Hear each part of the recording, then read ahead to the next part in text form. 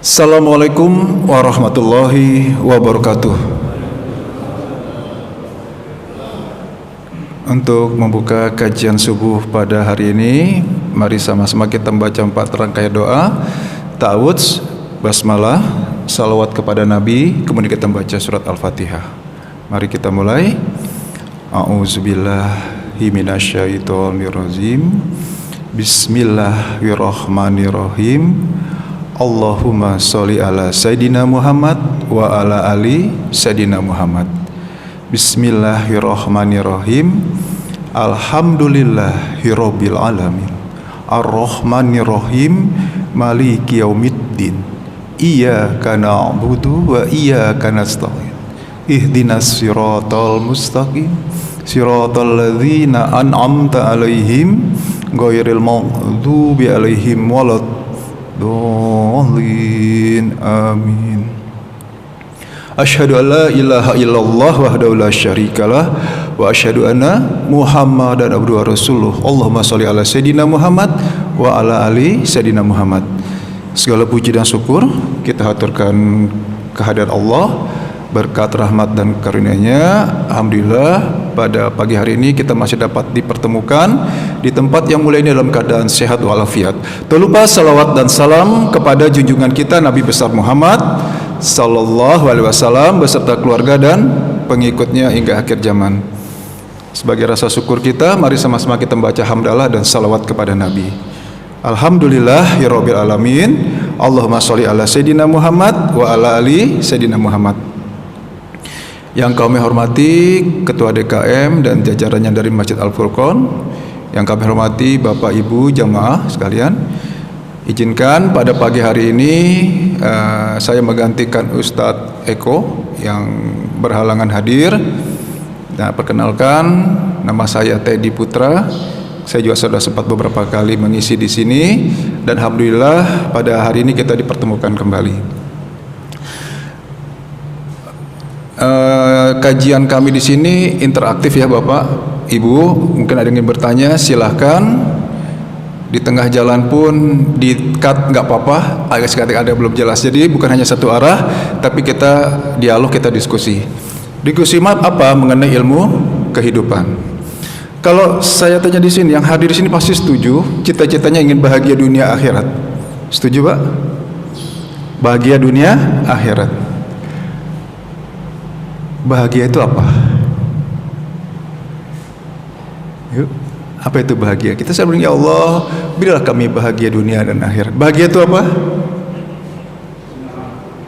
Apa Pak? Tenang, senang gitu ya. Berarti kalau nggak tenang, nggak senang, tidak bahagia. Ada yang bilang seperti ini, saya bahagia kalau masalah saya selesai. Yang punya utang, hutangnya lunas. Yang sakit sembuh, yang bermasalah dengan anaknya misalkan ya, anaknya berubah menjadi baik, kan gitu ya. Saya bahagia kalau masalah saya selesai. Coba kita telah lebih lanjut lagi. Saya bahagia kalau masalah saya selesai. Masalah itu bisa selesai nggak? Masalah satu selesai, timbul masalah yang lain.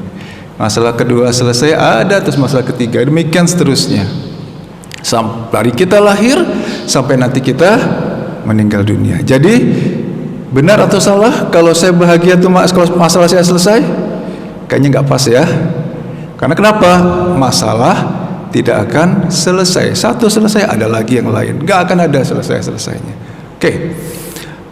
Ada juga yang menyatakan bahwa saya bahagia kalau yang terjadi sesuai dengan keinginan saya. Kan gitu ya.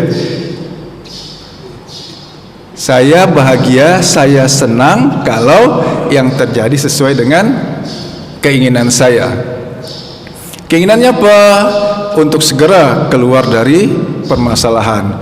Keluar dari permasalahan hutang, kemudian juga permasalahan dengan keuangannya atau dengan penyakit dan lain-lainnya.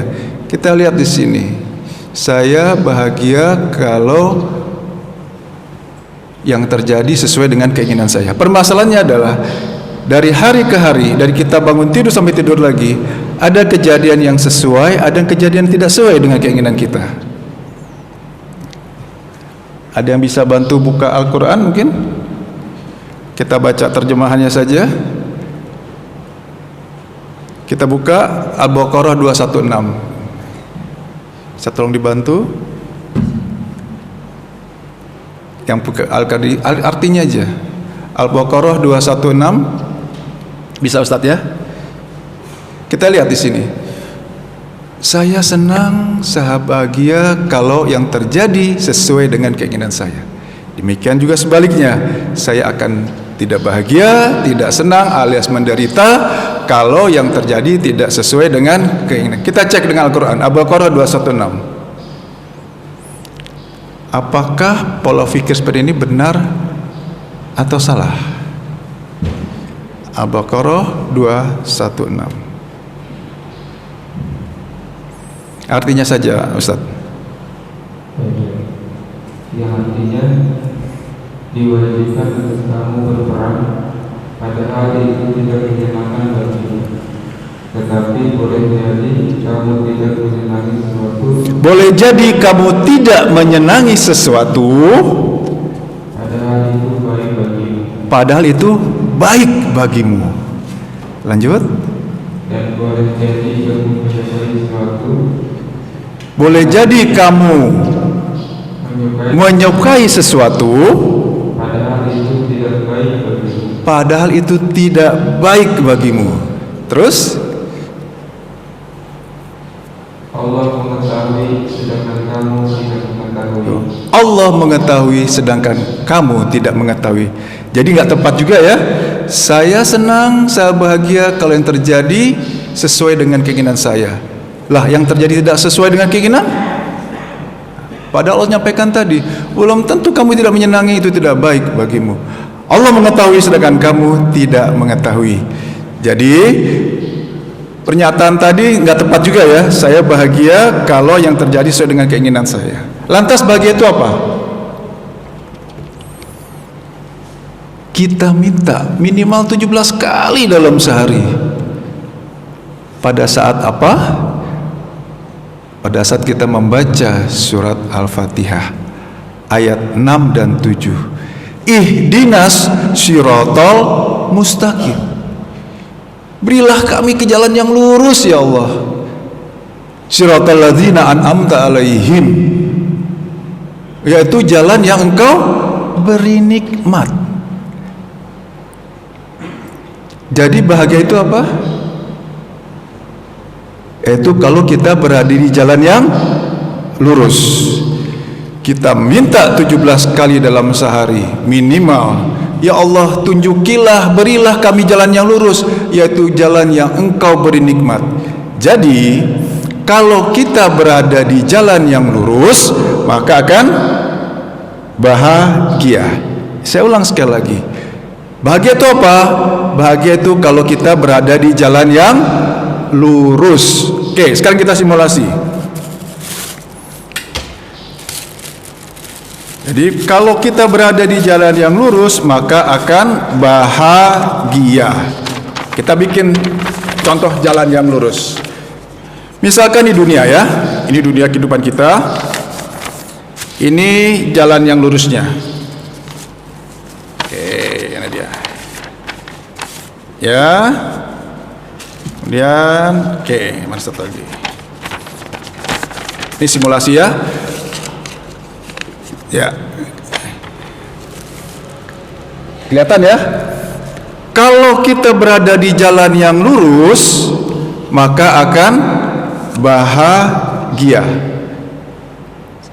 Sekarang kita lihat mana manusia contohnya. Oke. Ini contohnya manusia. Ya, kelihatan? Manusia. Lahir, meninggal. Ini dunia. Kehidupan kita ya. Mulailah lahir balita, kemudian mulai remaja, keluar. Sengaja tidak sengaja keluar dari jalan yang lurus tadi? Menurut Bapak di sini, pada saat di luar jalan yang lurus tadi kita keluar, Allah biarkan atau Allah akan ingatkan ke kita? Atau dibiarin sampai bablas? Atau Allah akan ingatkan? Saya ulang, pada saat kita di luar jalan yang lurus, ya, apakah Allah akan biarkan saja sampai bablas atau Allah akan ingatkan? Allah pasti akan ingatkan. Ingatkan dengan apa, Pak? Ayo, diingatkan dengan apa? Ujian kan? Permasalahan hidup kan? Oke. Allah akan ingatkan yang namanya, ayo lagi ya, oke nih. Iya. Kan inilah. Allah ingatkan namanya masalah kesehatan. Ada yang diberi sakit. Nah lagi. Oke. Ada yang diberi bermasalah dengan keuangan. Ada juga yang diuji dengan permasalahan dengan keluarga, dengan anak, istri, atau dengan kerabat yang lainnya. Oke. Kenapa Allah memberikan istilahnya mengingatkan itu dengan permasalahan, diuji dengan sakitnya, dengan hutangnya nggak lunas-lunas, dengan anaknya yang makin nakal misalkan. Kenapa? Karena manusia itu condong dia ingin segera selesai permasalahannya, ingin segera sembuh, ingin segera hutangnya lunas, ingin segera anaknya baik. Setuju kan gitu ya? Oke. Pada saat apa contohnya sakit ya, dia diberi sakit, dia di sini, sakit.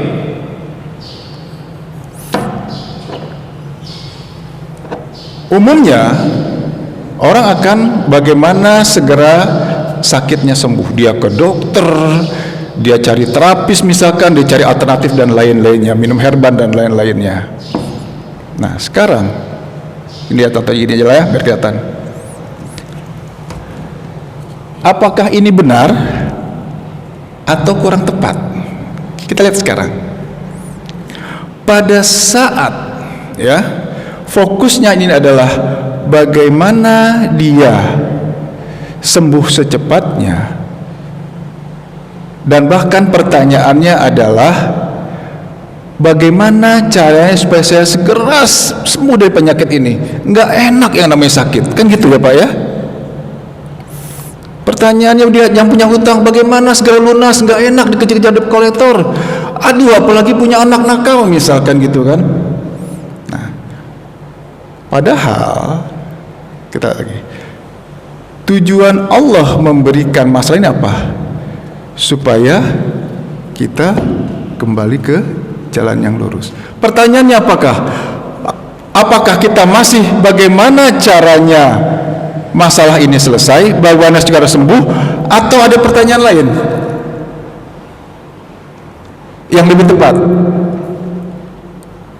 Saya ulang, tujuan Allah memberikan permasalahan supaya kembali ke jalan yang lurus. Allah nggak akan menzolimi kita, Dia nggak akan biarkan kita bablas terus-terusan. Allah akan berikan bagaimana ya, kasih kenapa? Kasih masalah. Kenapa? Manusia akan menjadi perhatian pada saat dia ada masalah, dia akan fokus ke sini. Apakah tepat pertanyaan kalau bagaimana cara sembuh secepatnya, bagaimana hutang lunas secepatnya, bagaimana anak saya berubah? Atau ada pertanyaan berikutnya, bagaimana caranya supaya kita kembali ke jalan yang lurus? Justru Allah memberikan namanya permasalahan-permasalahan hidup, ujian tadi, supaya kita kembali ke jalan yang lurus. Kenapa? Allah ingin manusia itu hidup bahagia. Oke. Kalau fokusnya, coba lihat di sini, targetnya adalah sakitnya sembuh, hutangnya lunas, anaknya berubah baik. Apakah dia bahagia atau tidak bahagia? Nggak bahagia. Kenapa? Dia di luar kan. Ini dia selama ini yang terjadi. Jadi pada saat masalahnya selesai, dia tetap aja gelisah, galau, khawatir, pusing. Walaupun hutangnya kemudian sakitnya sembuh, diberi masalah lain, begitu lagi. Ini yang terjadi dengan kita selama ini. Tujuan kita adalah selama ini supaya masalah kita selesai, kita keluar dari permasalahan yang ada. Padahal tujuan Allah memberikan ujiannya apa? Supaya kita kembali ke jalan yang lurus kan?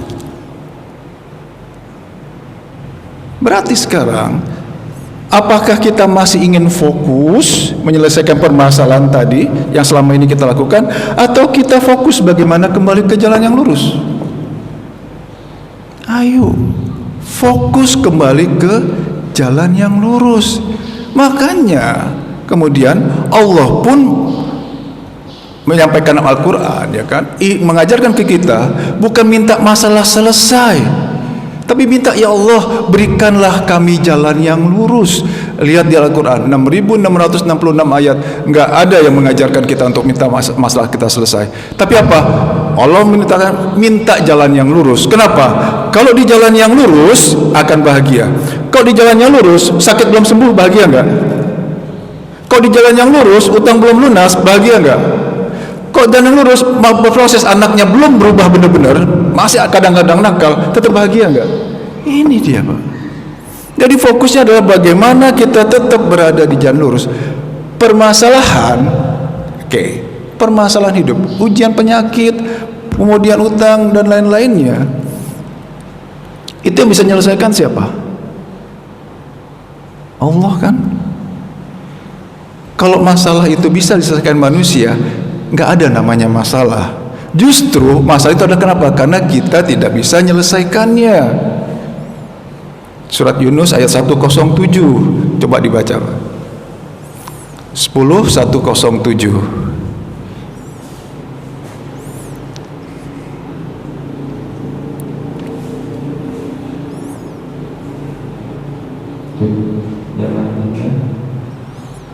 Sesungguhnya orang-orang yang tidak mengharapkan 10:107, Mas. Yunus, surat Yunus ayat 107. Surat Yunus ayat 107. Kita lihat di sini, yang bisa menyelesaikan masalah siapa? Dan jika Allah menimpakan suatu bencana kepadamu, Dan jika Allah menimpakan suatu bencana, permasalahan ataupun kemudaratan kepadamu, maka tidak ada yang dapat menghilangkan kecuali Dia. cukup, tidak ada yang dapat menghilangkannya kecuali Dia. Dia ini siapa? Allah. Berarti sekarang, setelah kita tahu bahwa kita memang tidak bisa menyelesaikan masalah, apakah masih kutak-kutik di sini, ya, di penyakitnya, di kemudian di masalah keuangan hutangnya, montang-manting, kerja pagi, berangkat pagi, pulang pagi lagi, sibuk bawa ke parenting anaknya, bawa ke psikiater, atau kita fokus bagaimana Allah menolong? Ini, Pak, fokus bagaimana Allah menolong. Kenapa? Apapun permasalahannya, kalau menolong pasti selesaikan. Sama ini kita lihat sekarang. Apa syarat Allah menolong? Apa syaratnya? Kita lihat di mana? Tentu di Al-Quran kan? Kenapa? Al-Quran adalah pedoman dan petunjuk. Al-Quran terdiri 6.666 ayat. Mau pakai ayat yang mana? Al-Baqarah 153. Salah satunya ini. Silakan dibuka. Kita lihat apa syarat Allah menolong.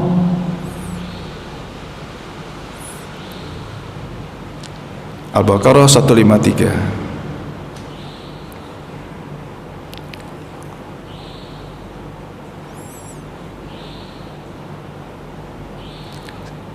Ya, silakan.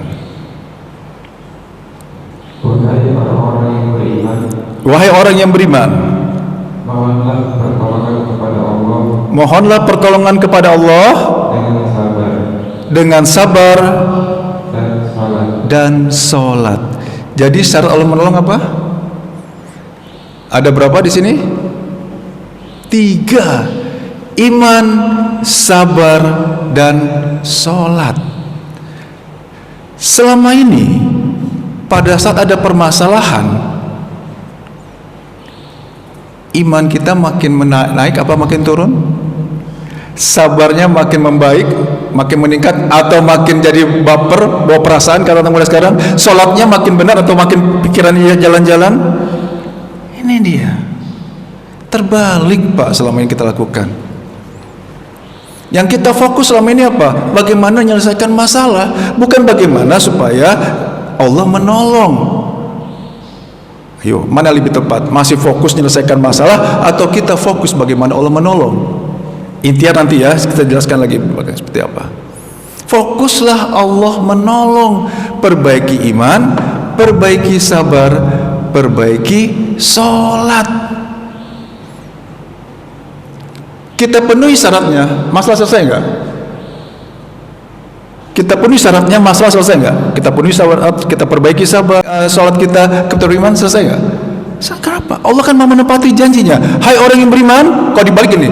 Hai manusia, kalau ingin aku tolong, beriman, sabar, sholat, kan kayak gitu. Perbaiki iman, perbaiki sabar, perbaiki kualitas sholat kita. Selama ini kan kebalik. Begitu ada permasalahan, iman makin menurun, makin sensitif, sholatnya makin gak karuan. Ini yang terbalik-balik selama ini kita lakukan. Jadi sekarang apa? Yuk kita fokus iman, sabar, sholat. Ada pertanyaan seperti ini, Pak Ustadz, sholat kita kan gak serta-merta bisa langsung khusyuk. Sabar kan gak bisa langsung tiba-tiba kita meningkat sabarnya. Pertanyaannya gini, contoh, misalkan kita mulai meningkatkan iman kita, keyakinan kita, naik 1% aja. Sabar, meningkat 1% aja, nggak usah banyak-banyak. Sholat kita pun kita perbaiki 1% aja dari sebelumnya. Menurut Bapak yang hadir di sini, Allah tuh menolong 1% juga atau lebih dari 1%. Allah, engkau berjalan, Allah berlari. Engkau mendekat, Allah lebih dekat lagi. Ini dia. Jadi kalau ada permasalahan hidup sekarang ini, ayo fokus bagaimana memperbaiki iman, sabar, sholat. Kenapa? Karena hanya Allah yang bisa menyelesaikan permasalahan kita. Saya sudah beriman Pak Ustadz, wah dari kecil. Sabar, ya saya sudah belajar. Kalau nggak sabar pasti saya sudah bunuh diri. Sholat, apalagi sholat sudah 5 waktu saya lakukan. Pertanyaannya, kalau Allah belum menolong, masalah nggak kunjung selesai, itu iman, sabar, sholat kita yang perlu kita perbaiki atau ayat yang salah? Pasti dan pasti kita perbaiki iman, sabar, sholat. Merasa silahkan, tapi tolak ukurnya jelas, Allah menolong atau tidak, kan gitu. Ayat berikutnya, sambungan dari Allah surah 3, innallaha ma'as-sabirin. Allah beserta orang-orang yang sabar. Kalau Allah berserta itu, Allah tinggal diam atau menyelesaikan masalah kita? Allah nggak akan tinggal diam, berserta loh. Allah beserta siapa? Allah beserta orang yang sabar. Berarti kalau sekarang ini masalah belum selesai, artinya apa? Sabar kita masih perlu kita perbaiki kan? Itu dia Pak. Ingat, Al-Quran itu adalah pedoman dan petunjuk, bukan hanya sekedar bacaan, tapi menjadi petunjuk pada saat kita menjalani kehidupan ini, terutama pada saat menghadapi permasalahan hidup. Oke, sekarang coba kita simulasi ya. Permasalahan datang dari Allah. Allah menguji kita kan, tadi sudah saya sampaikan. Kemudian Allah juga yang bisa menyelesaikan. Coba kita lihat simulasinya bagaimana cara yang terjadi selama ini mengenai permasalahan itu. Ustaz, coba berdiri Ustaz. Diri, kita bisa. Contoh ya. Ini permasalahan hidup. Contoh misalkan, Pak, inilah yang gampang. Sakit. Sakit datang dari siapa? Keinginan manusia atau Allah? Allah. Allah kasih sakit. Terima. Oke. manusia. Siapa namanya Ustaz? Nama antum? Akmal. Akmal. Mas Akmal kondisi sedang sakit, contoh aja ya. Oke, sedang sakit. Berarti masalah itu ada di mana sekarang? Mas Akmal, kenapa sakit di situ kan? Oke. Selama ini apa yang dilakukan? Berobat ke dokter, cari help sana sini kan? Iya. Masalah di mana sekarang? Di Mas Akmal. Padahal saya mewakili Allah ya. Bisa selesai nggak? Kenapa? Hanya Allah yang bisa menyelesaikan. Nah, sudah tahu bahwa sudah coba sana-sana pontang-panting nggak bisa, nggak sembuh-sembuh juga. Langkah yang benar apa? Serahkan kepada serahkan kepada saya mewakili Allah ya. Nah, sekarang ada masalah nggak di sakitnya di mana sekarang? Pindahnya kemana? Allah. Ini yang terjadi selama ini. Pada saat masih di Mas Akmal, silahkan coba kalau bisa. Makin parah, duit udah habis. Allah kan biarkan. Begitu sudah mentok kan, baru serah. Ya Allah, hamba nggak bisa. Ya Allah, ampun. Ya Allah, hamba serahkan kepadamu. Ya Allah, wala haula wala quwata. Oke, serahkan. Sakit di mana sekarang? Udah di Allah kan. Itu Pak, semua sama. Entah utang, entah masalah anak, masalah keluarga. Jangan dipegang, jangan dikit. Serahkan kepada Allah. Wala haula wala quwata illa billah. Silakan Mas. Serahkan kepada Allah. Kenapa? Hanya Allah yang dapat menghilangkannya. Hanya Allah yang dapat menyelesaikan masalah kita. Tuh ya. Jadi langkah pertama pada saat ada permasalahan hidup, terima dulu. Kenapa terima? Karena masalah itu sudah terjadi atau belum terjadi? Sudah terjadi. Yang sudah terjadi itu bisa kita tolak? Nggak bisa, udah kejadian. Kok tidak tolak berarti harus diterima. Itu tadi diterima. Yang namanya kejadian, sakit, masalah keuangan dan lainnya, itu atas izin Allah atau tidak atas izin Allah? Atas izin Allah. Apapun kejadian yang terjadi pasti atas izin Allah. Bahkan selai daun rumput pun harus Allah mengizinkan maka terjadi, Allah tidak mengizinkan maka tidak terjadi. Izin Allah itu sempurna atau ngawur? Masih sempurna. Baik atau sangat baik? Pasti sangat baik. Yang namanya sempurna dan sangat baik, yang wajar diterima apa ditolak? Diterima. Yang diterima bilangnya apa? Alhamdulillah saya terima ya Allah.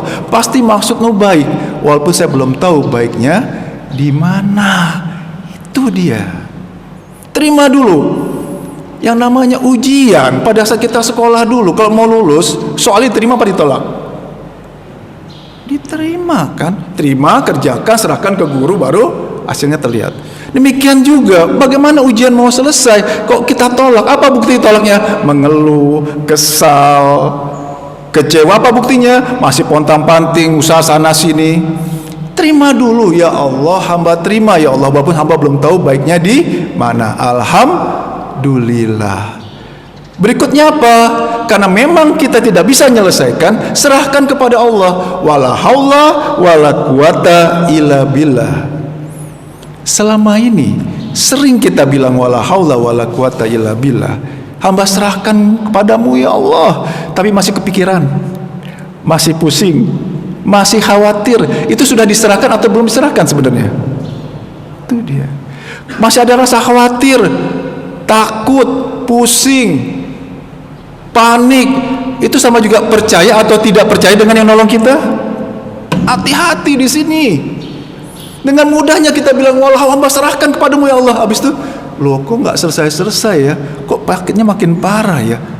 Kok seperti ini ya? Itu kan bukti bahwa kita hanya sekedar ucapan aja kan? Yang namanya menyerahkan benar-benar serahkan sama Allah.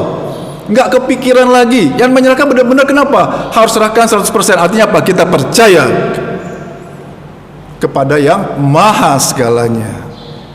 Pertama terima, yang kedua kemudian serahkan kepada Allah, benar-benar nyerahkan. Nah yang ketiga, ini dia baru ikhtiar.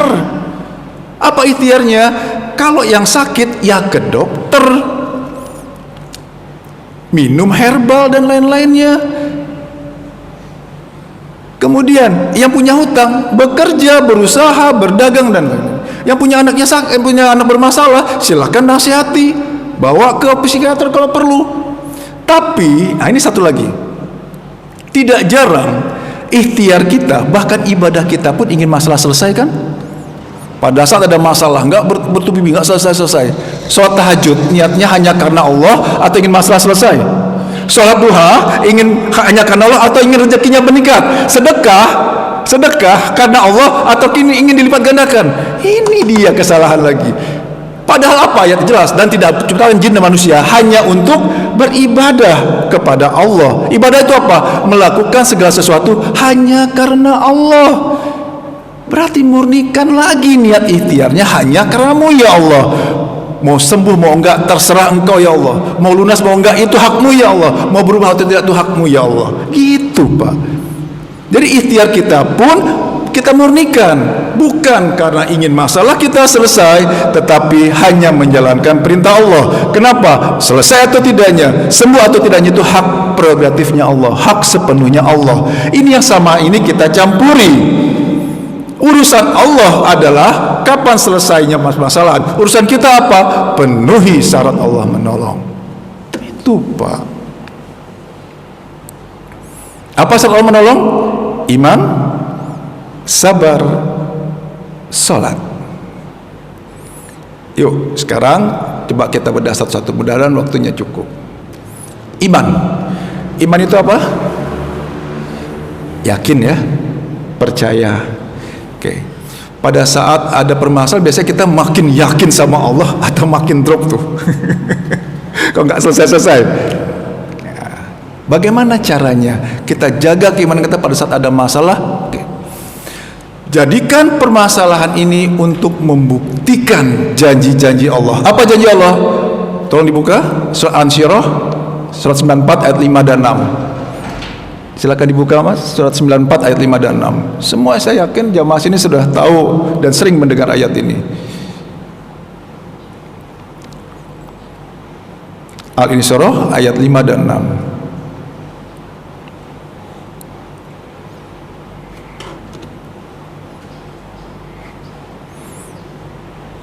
Ya, silakan. Kita lihat apa janji Allah di situ. Dan bersama dan kami 5 dan 6. 5 dan 6 aja. Maka sesungguhnya bersama kesulitan ada kemudahan. Maka sesungguhnya bersama kesulitan ada kemudahan. Ayat 6-nya? Sesungguhnya bersama kesulitan ada kemudahan. Bersama kesulitan ada kemudahan. Kenapa sampai 2 kali Allah mengulang kalimat tadi? Allah menyampaikan, Allah garansi nih, Allah jamin bersama kesulitan ada kemudahan. Manusia ngeyel, sulit ya Allah, buktinya nggak selesai-selesai masalah saya, sakit saya nggak sembuh-sembuh, utang saya nggak, ditegas dia Allah, bersama kesulitan ada kemudahan. Pegang ayat ini, sesulit apapun permasalahan saya pasti selesai. Kenapa? Bersama kesulitan ada kemudahan. Satu. Yang kedua, masalah ini kan berat Pak Ustadz. Al-Baqarah ayat terakhir. Ustadz, Iqbal tolong. Al-Baqarah 286. Apa memang masalah itu berat? Kita lihat. Menurut kita berat. Kita cek menurut Al-Quran, ya. Apakah betul yang namanya Allah memberikan ujian itu berat? Susah tadi enggak ya? Enggak akan bisa selesai, enggak bisa kita terima. Kita lihat apa janji Allah. Al-Baqarah ayat terakhir. Ya, 86 ayat terakhir.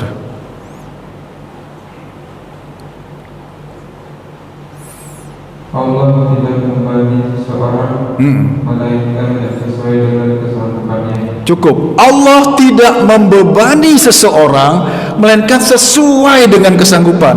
Artinya apa? Seberat apapun permasalahan yang kita rasakan, sebenarnya itu enggak berat. Kenapa? Sesuai kan?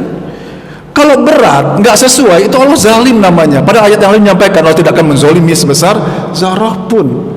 Karena sesuai itu pasti bisa terima enggak? Pas bisa selesai enggak? Selesai. Lanjut 11 ayat 6. Saya buka ayat-ayat yang Allah janjikan, Allah menjamin. Berikutnya surat 11 ayat 6. Dan tidak satu pun makhluk bergerak yang bernyawa di bumi melainkan semuanya dijamin Allah rezekinya. Semuanya dijamin Allah rezekinya. 3 ayat tadi, masih pantaskah kita khawatir? Ini dia. Tenang aja, Allah menjamin ini. Buktinya sekarang masih hidup kan? Sulit apapun kehidupan kita, buktinya sekarang masih bisa makan. Alhamdulillah nggak sakit, malah nggak perlu pakai ventilator dan lain-lainnya. 3 ayat tadi, ayat keempat. Pada saat kita kecil, balita deh, pernah khawatir nanti yang bayar tagihan listrik siapa? Pernah khawatir, cicilan rumah siapa yang bayar? Pernah khawatirkah makan hari ini pakai apa? Enggak kan? Kenapa? Ada yang ngurus ya. Orang tua kita, misalkan tinggal orang tua dengan kakek nenek atau pamannya. Menginjak remaja, dewasa, makin khawatir kan? Kenapa? Nggak ada lagi yang ngurus saya, Pak Ustadz. Orang tua sudah meninggal, paman udah meninggal sampai bantu saya. Ali Imran ayat 2. Kita merasa tidak ada lagi yang ngurus. Ali Imran ayat 2, surat 3 ayat 2.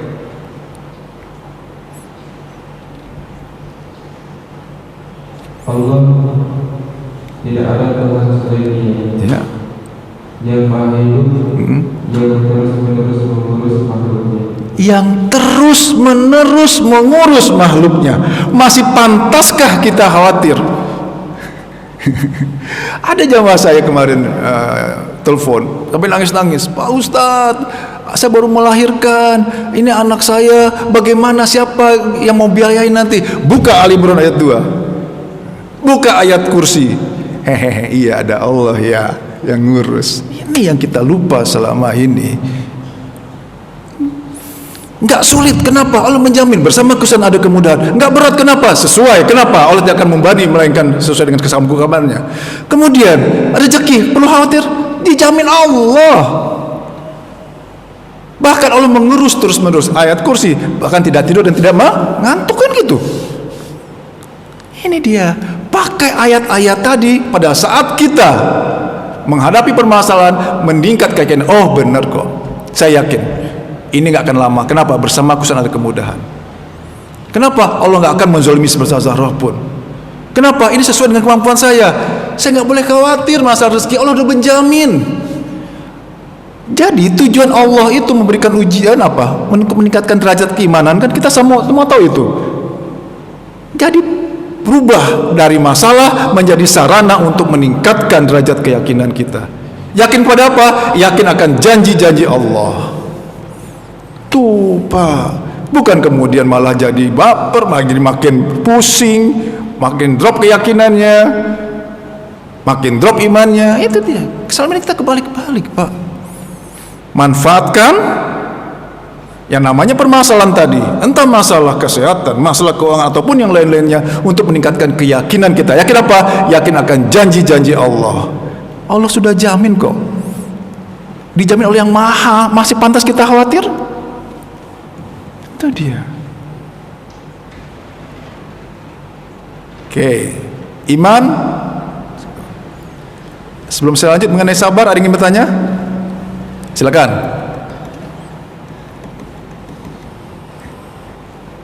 Jadi itu tadi ya, manfaatkan kondisi kita saat ini, manfaatkan permasalahan saat ini untuk meningkatkan derajat keimanan kita. Yakin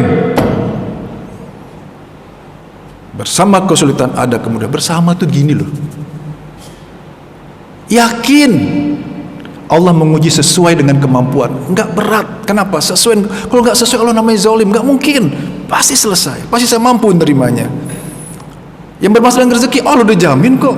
Semua makhluk, semua kan ya, seluruh makhluk yang bergerak dijamin Allah. Bahkan ayat yang lain, makhluk yang tidak bergerak pun Allah jamin. Apa contohnya? Tumbuhan. Tenang aja, ada yang ngurus kita, gitu loh. Ini dia, Allah akan melihat sikap kita pada saat menghadapi permasalahan ini. Apakah dia tenang atau dia panik? Apakah dia tenang atau dia pusing? Apakah dia kemudian dia meningkat keimanannya atau malah kebalikannya? Tuh Pak. Satu, kita sesuaikan hidup ini dalam angka apa? Memenuhi keinginan Allah. Keinginan Allah memberikan ujian apa? Untuk meningkatkan derajat keimanan. Bukan kebalikannya, diuji malah makin nggak yakin, makin baper, makin khawatir. Itu kan buktinya ya. Oke, iman. Ada yang bertanya mengenai iman? Gak ada? Kita masuk yang kedua. Sabar. Sabar itu mudah atau sulit? Sulit, ya kan? Ini dia. Kenapa sulit? Pernah nggak nanya, Pak, saya sedang ada masalah saat ini.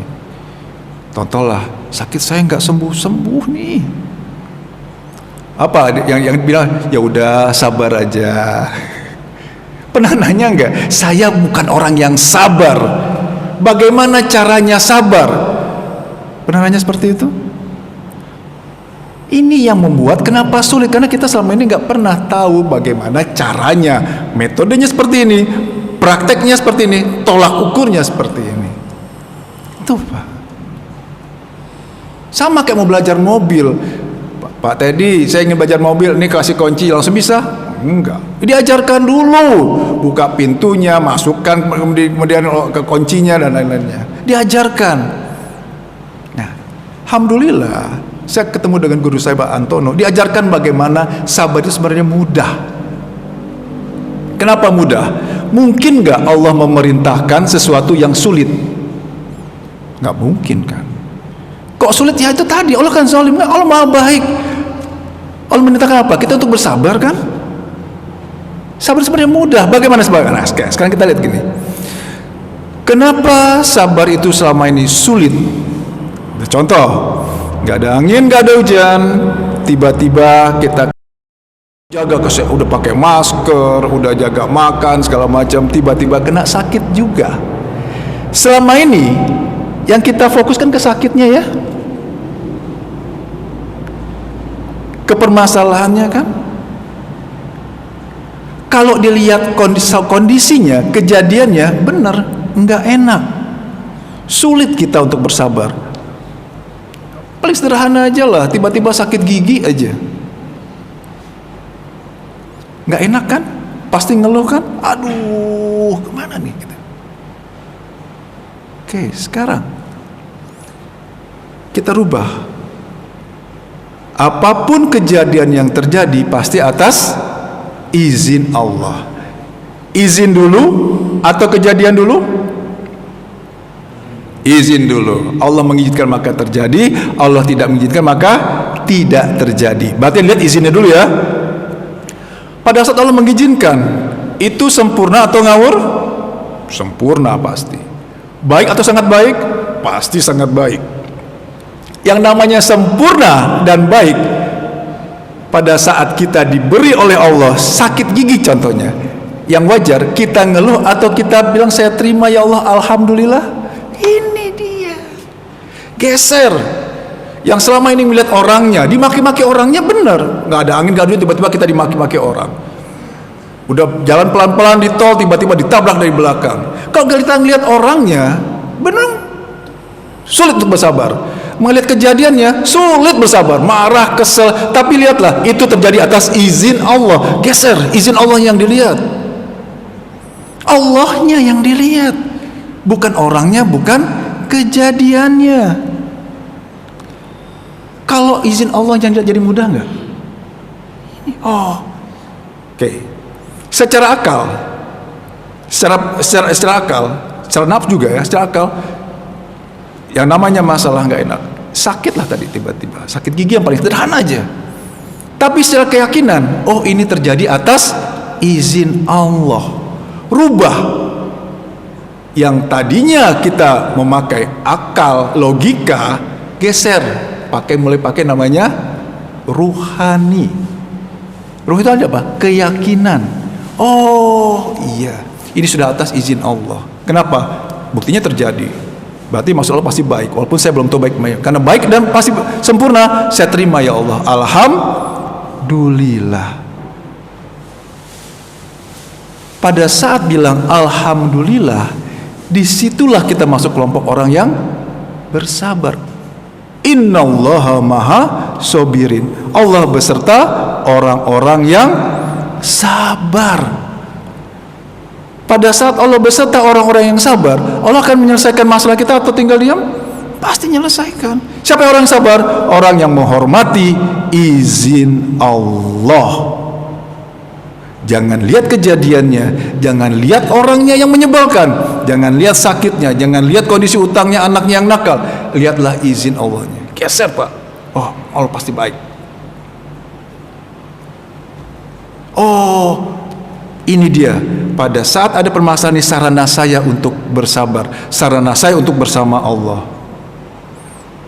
Coba sekarang buka surat Az-Zumar surat 39 ayat 10. Surat 39 ayat 10. Tolong dibuka lagi.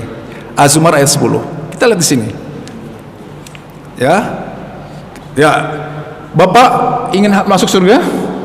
Pasti. Syarat masuk surga banyak mana pahala sama dosa? Harus banyak pahala. Setiap hari ibadah kita lakukan, kebaikan kita lakukan, pahala kita dapat. Setiap hari sengaja nggak sengaja dosa kita lakukan, ya, buat salah kita lakukan, dosa bertambah. Ibadah apa yang menjamin pahalanya banyak banget? Kita lihat. Sholat ada hitung-hitungannya, sedekah ada hitungannya, sekian puluh sekian ratus. Kita tambah waktu sedikit ya, sampai suruh 5 menit ya, 5-10 menit. Ibadah apa yang pahalanya banyak banget? Az-Zumar ayat 10. Surat 39 ayat 10. Katakanlah Muhammad, wahai orang-orang, wahai hamba-hambaku yang beriman, bertakwalah kepada Tuhanmu. Bagi orang-orang yang berbuat baik di dunia ini akan memperoleh kebaikan. Terus? Dan demi Allah itu luas. Hanya orang-orang yang bersabarlah yang disempurnakan pahalanya tanpa batas. Tuh. Ibadah apa yang banyak banget tanpa batas? Sabar. Hanya orang yang bersabarlah yang mendapat pahala tanpa batas. Jadi pada saat ada permasalahan di kita, di saya, di bapak, di ibu-ibu, itu sebenarnya Allah maksa kita masuk surga kan? Ini sarananya untuk dapat pahala tanpa batas. Misalkan kondisi kita saat ini, uang banyak, sehat walafiat, keluarga harmonis, bisa meningkat, bisa dapat pahala tanpa batas. Maha baiknya Allah, dikasih peluang, dikasih kesempatan. Dia tahu, oh si fulan pahalanya masih kurang nih. Maha baiknya Allah, dikasih namanya permasalahan hidup, dikasih sakit, dikasih masalah keuangan, masalah dengan yang lainnya. Berarti pada saat dikasih masalah itu Allah maksa kita kan, nyeret kita untuk masuk surga kan. Kita nggak sadar di sana. Jadi manfaatkan kondisi masalah tadi. Begitu anak nakal, aduh nak, ini dia sarana papa untuk dapat pahala tanpa batas. Ada istri cerewet, aduh bu, mah terima kasih, ini sarana papa untuk dapat pahala tanpa batas. Sakit, terima kasih Allah, menggugurkan dosa, ini sarana saya untuk dapat pahala tanpa batas. Gitu Pak. Manfaatkan permasalahan hidup ini untuk kita dapat pahala tanpa batas. Kesempatan. Itu dia saya bilang tadi, maha baiknya Allah. Allah kasih namanya ujian kan, permasalahan kan. Supaya kenapa? Kita dapat kesempatan untuk memperoleh pahala tanpa batas. Ini yang sama ini kita sia-siakan. Kecewa, kesel, marah, dikasih masalah kan. Ini Pak. Manfaatkan Bapak ya. Oh ini sarana saya untuk dapat pahala tanpa batas. Alhamdulillah. Oke, sabar. Masuk ke sholat sedikit. Berikutnya apa? Perbaiki sholat. Apakah sudah 5 waktu? Alhamdulillah sudah. Yang belum, lengkapi 5 waktunya. Alhamdulillah sudah 5 waktu. Nggak bolong-bolong lagi. Sudah di masjid? Utamanya laki-laki di masjid ya. Kadang-kadang masih ada. Oke, maksimalkan. Selama nggak uzur, nggak ada masalah, nggak ada kendala di masjid. Alhamdulillah sudah 5 waktu, nggak nunda-nunda, sudah di masjid. Berikutnya, apakah pada saat sholat fokus atau pikirannya jalan-jalan? Tingkatkan lagi. Alhamdulillah sudah 5 waktu nggak bolong-bolong, tepat waktu, bahkan di awal waktu di masjid sudah berjamaah. Mulai berlatih supaya fokus, pikiran tidak jalan-jalan. Oh, alhamdulillah sudah fokus, tingkatkan lagi menuju khusyuk. Kan udah banyak kajian sholat khusyuk di sini ya. Prof ini juga Abu Sangkan, kemudian saya juga tempo hari pernah nyampaikan. Kali waktu kita akan ulang lagi untuk bagaimana sholat khusyuk. Sholat itu sebenarnya khusyuk itu sebenarnya mudah. Kenapa mudah? Ingat, apapun sholat khusyuk itu ada perintah Allah. Allah mungkin gak sih memerintahkan yang sulit? Kenapa sulit? Karena kita belum tahu caranya. Itu aja. Oke. Sudah waktu suruh, sudah 5 menit lebih ya. Ada yang ingin bertanya sebelum saya tutup? Ada yang ingin bertanya? Silakan. Ya Pak, silakan Pak. Terima kasih. Dari tadi, insyaallah kami paham. Tapi ini kan baru fatwa, artinya pribadi-pribadi. Padahal kita sedang mendengar bahwa semua kita ini tujuan kita dunia akhirat. Betul. Selamat dunia akhirat. Untuk mencapai dunia akhirat ini kita melaksanakan itu ada pernah saya dengar hadisnya. Kalau untuk memperjuangkan agama Islam itu tidak sendiri, Betul. tapi rame-rame. Rame-rame. Oke. Nah, tolong tunjukkan Ke arah sana. Ya, oke. Jelas. Betul, ya. Oke. Mana analogi? Misalkan ini logam. Ini logam, misalkan ya. Ini logam. Ada 3 material bahan logam. Untuk menjadi magnet, apakah semuanya perlu kita gosok atau cukup satu aja? Satu aja dong, gosok. Ini nempel, ini nempel. Perbaiki diri kita, gosok diri kita, rubah diri kita. Ini udah jadi magnet, nempel gak? Jadi fardu kifayah gak dia? Anak ngikut, istri ikut, tetangga ikut. Ini dia. Selama ini kan enggak. Begitu ada masalah, ininya kan yang dikutak-kutik ya. Anaknya suruh bener, kemudian istrinya bilang jangan cerewet, sholat harus rajin. Kitanya perbaiki. Pada saat kita memperbaiki, kita udah jadi magnet, nempel Pak. Kan ngikut dengan sendirinya.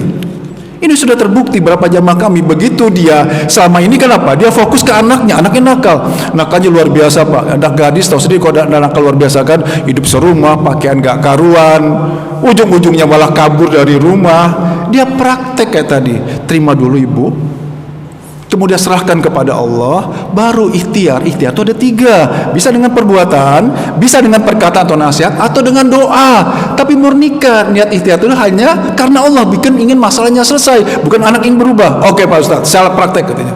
Apa yang terjadi? 3 hari kemudian anaknya kabur. Dia nanya, Pak Ustadz, perlu nggak saya minta supaya anak saya kembali? Nggak usah, saya bilang. Kaget, gua nggak usah rubah. Setelah terima ya Allah, kondisi pasti terbaik. Kenapa? Ibu sudah dia dapat anak kan, yang lainnya sibuk cari anak nggak dapat. Terima kasih ya Allah, Engkau sudah berikan hamba putri.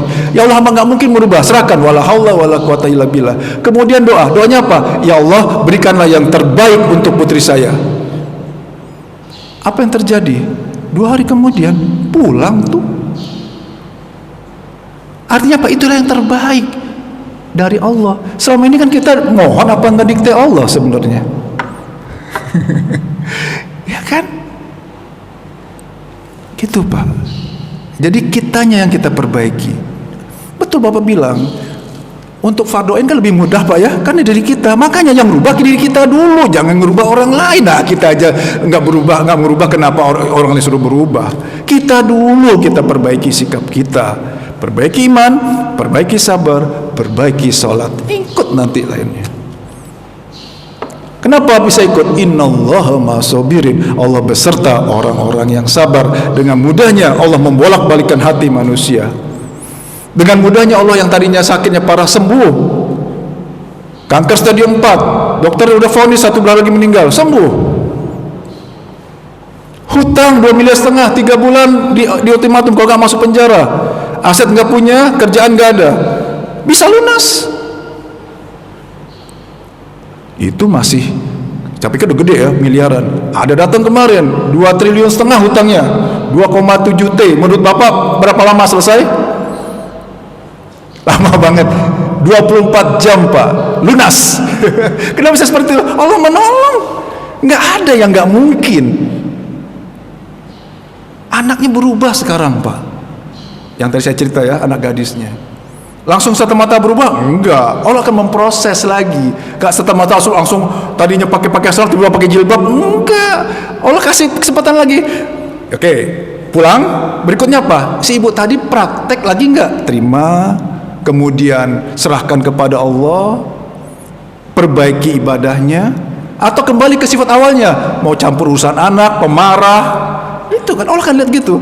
Benar, ibu tadi balik lagi kan, wah betul-betul mau orang, akhirnya apa? Ribut lagi sama anaknya, bahkan mau dicekik sama anaknya. Allah akan lihat ke situ lagi Pak. Begitu Allah akan lihat dia istiqomah, nggak konsisten, nggak menjalankannya.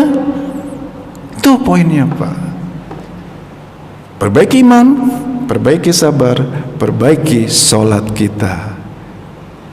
Murnikan niat ikhtiar hanya karena Allah, bukan karena ingin masalah kita selesai. Ikhtiar itu apa? Bisa dengan perbuatan, pekerjaan, bisa dengan perkataan atau nasihat, atau dengan doa. Tapi seluruh ikhtiar tadi murnikan hanya karenamu ya Allah, hanya menunjukkan perintahmu ya Allah, bukan karena ingin masalah saya selesai. Itu ya. Ada lagi? Jelas Pak?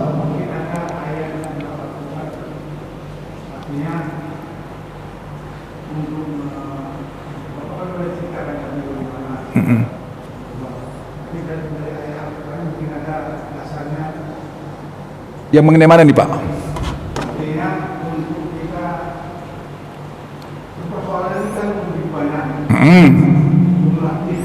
Oke.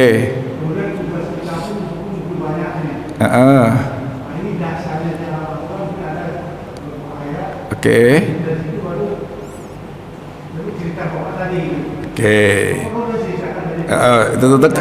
Mau di-coach pakai ayat ya? Boleh. Oke, kita buka ayatnya.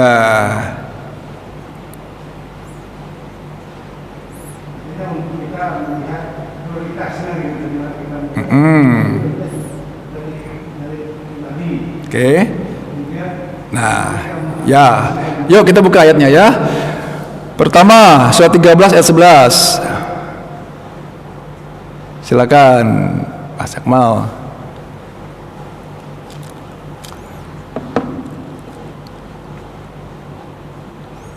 Ini ayatnya juga sering dipakai, yang kadang-kadang pemahamannya agak kurang tepat.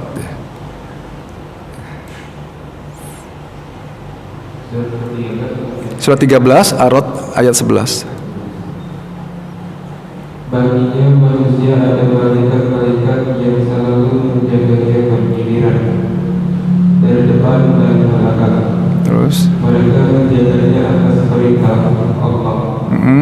Sesungguhnya Allah tidak akan mengubah sesuatu kepada keadaan suatu kaum kalau sebelum mereka mengubah keadaan mereka sendiri.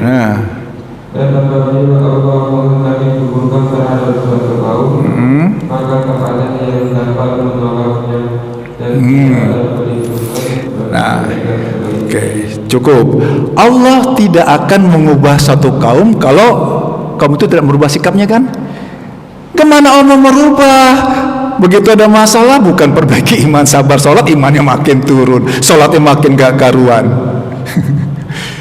Bukan usahanya Pak. Sama ini ayatnya kan disalah artikan kan. Oh saya harus usaha mati-matian. Ini Pak, mengubah itu mengubah sikap kita pada saat menghadapi permasalahan hidup. Sikap kita, bagaimana hubungan kita dengan Allah, perbaiki itu. Perbaiki juga hablum minan nasnya. Nanti kajian berikutnya. Itu Pak. Ya. Itu kuncinya di situ. Jangan berharap Allah akan mengubah kita kalau kita nggak berubah. Allah biarin aja udah pasrah hasilnya. Enggak, salah itu. Tetap harus ada ikhtiarnya. Ikhtiarnya apa? Meningkatkan keyakinan. Ikhtiarnya apa? Sabar, terima, jangan lihat kejadian dan orangnya, lihat itu ada memang atas izin Allah. Sholat gimana? Perbaiki kualitas sholat. Situ Pak. Jelas Pak ya? Itu dia kuncinya di sana. Oke. Ada lagi? Cukup ya? Udah lewatnya cukup lama nih, 10 menit lebih. Baik. Sekiranya tadi yang disampaikan ada yang menyinggung perasaan, saya dimaafkan Pak. Terima kasih. Yang benarnya datang dari Allah. Kalaupun salah itu adalah kesalahan dari saya. Mari kita tutup dengan baca hamdalah. Alhamdulillahirabbil alamin. Doa kafaratul majlis. Subhanallah asyhadu an la ilaha illa anta astaghfiruka wa atubu ilaik. Assalamualaikum warahmatullahi wabarakatuh.